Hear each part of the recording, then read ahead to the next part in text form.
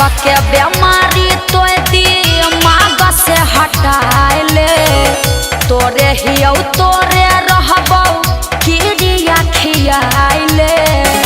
अरे ऐसे काहे करही शक के बीमारी तो दिमाग से हटाइले तोरे हियौ तोरे रहबौ किरिया खियाइले। तोर चीजवा कैसे क्या करो बाँट देबौ रे। सुन देखबौ जब तोरा कौनो छौरा साथे टंगिया से काट देबौगे। अच्छा। छौरी देखबौ जब तोरा कौनो छौरा साथे टंगिया से काट देबौगे। तोरा सिवा केकरो नहीं देखे।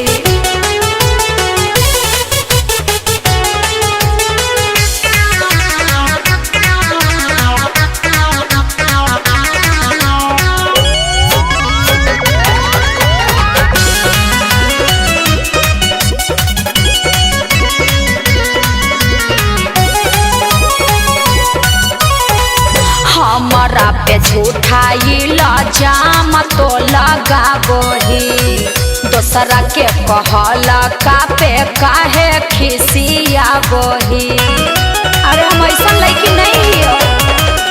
अखिया से देखबौ तौ करबौ नहीं माफ गे। ठीक हो मुखिया सरपंच कोई नहीं करतौ इंसाफ गे। तोरा सिवा के करो नहीं आट देबो रे। बात काहे न बुझई।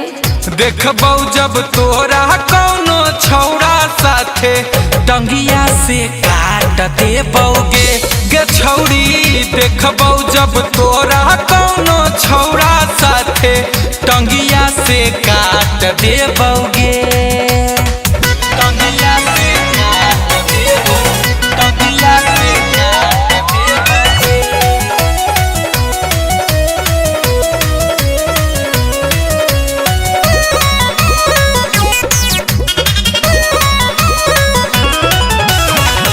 हमारा तो लागो है तोर मर गेलौ मतिया दिल दुखावे वाला बोलही तो बतिया। तनियो जो देखबौ लागल तोरा में खरोच गे।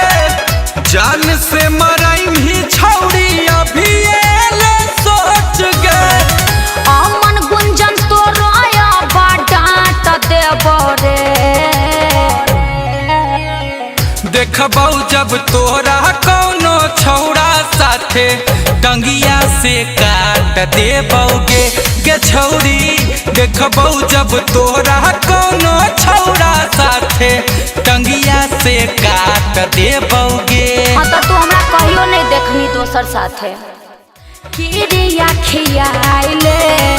तोर चीजवा कैसे क्या करो बाँट देबौ रे।